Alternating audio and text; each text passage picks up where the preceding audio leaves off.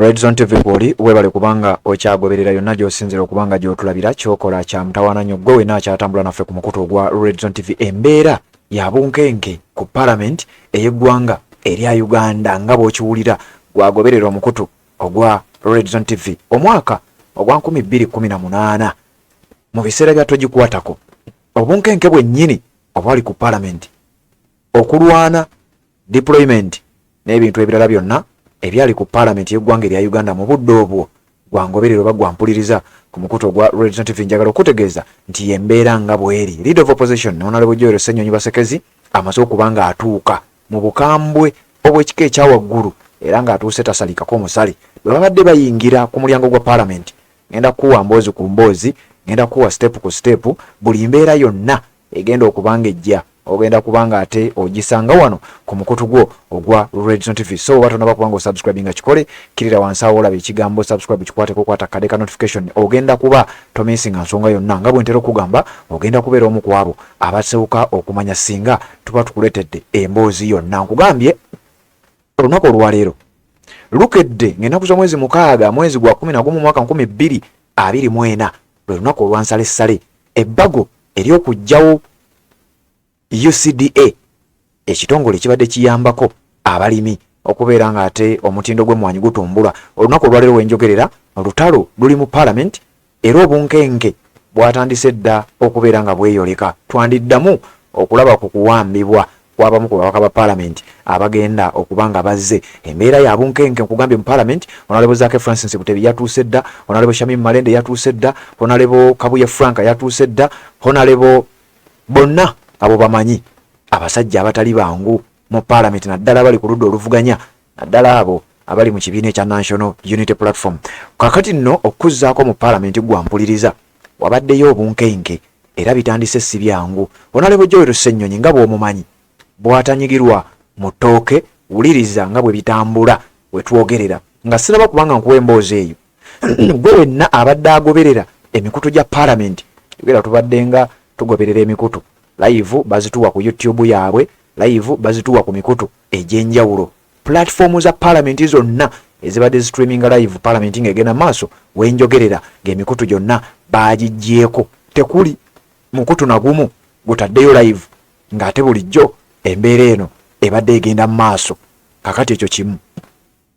Honorable Ssenyonyi Leader of Opposition ate nga ye mwogezi w'ekibiina ekya National Unity Platform atuuse ku Parliament mu ddakiika ntono nnyo nga Speaker Anita Among yakamala okubeera ng'atuuka. Ssenyonyi bw'atuuse wulira by'atandikiddeko.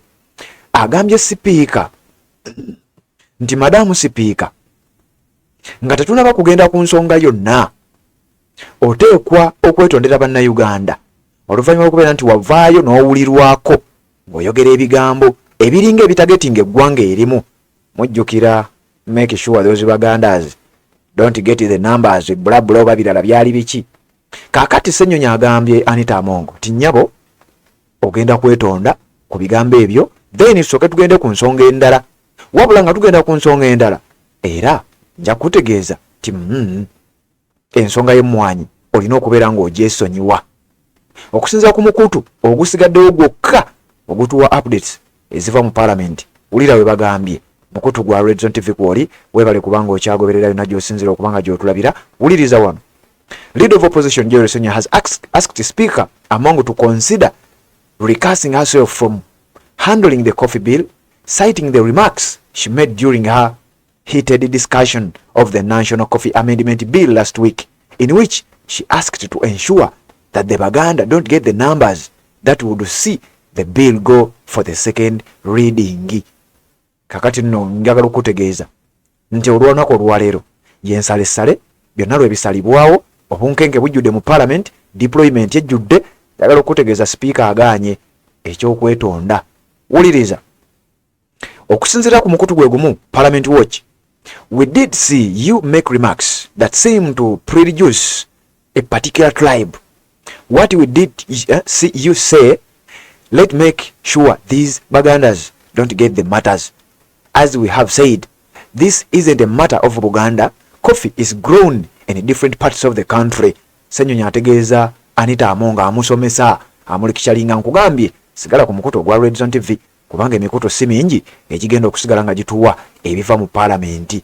Omukutu omukulu ogwa parliament live gye babadde batera okututeerayo baagijjeeyo gwampuliriza, wabula ffe wano ku mukutu ogwa Red Zone TV tugenda kubeerawo embeera yonna nga tugikuwa, buli kimu ogenda kubanga okitegeera. Ssenyonyi agambye Anita Among, twakuwulira ng'ogamba make sure those Bagandas don't get the numbers, don't get the matters n'ebirala byonna nga webifaanagana.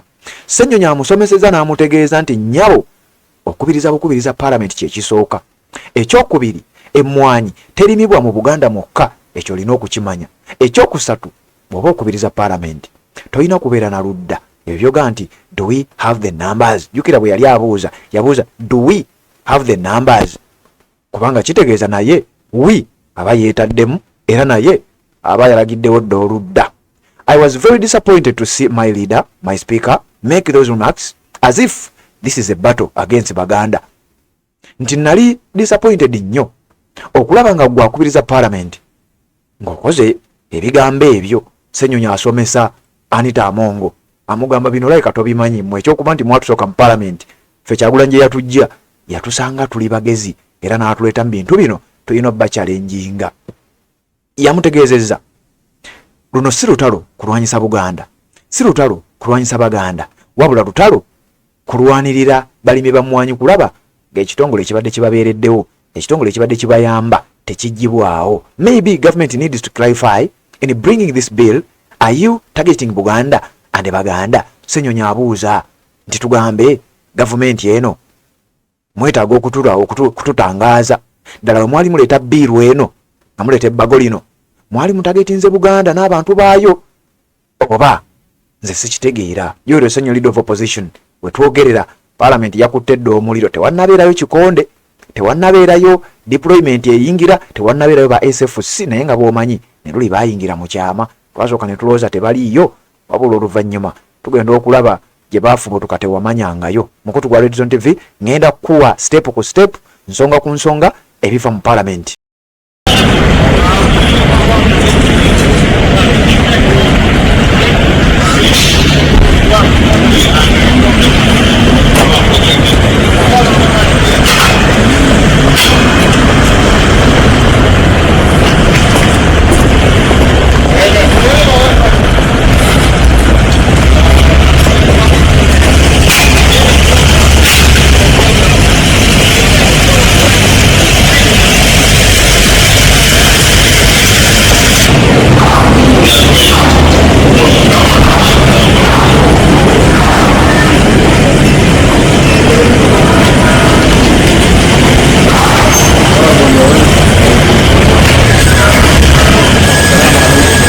Wabarakatu. Amanya n'eddoboozi Aji Abudu omusomi w'eddwa. Nkola ku nsonga ez'enjawulo, emirimu nga gikutukataganyeeko, ebyenfuna byo nga bidobonkanye, ne oba oli bweru wa ggwanga emirimu gya kucankalanako.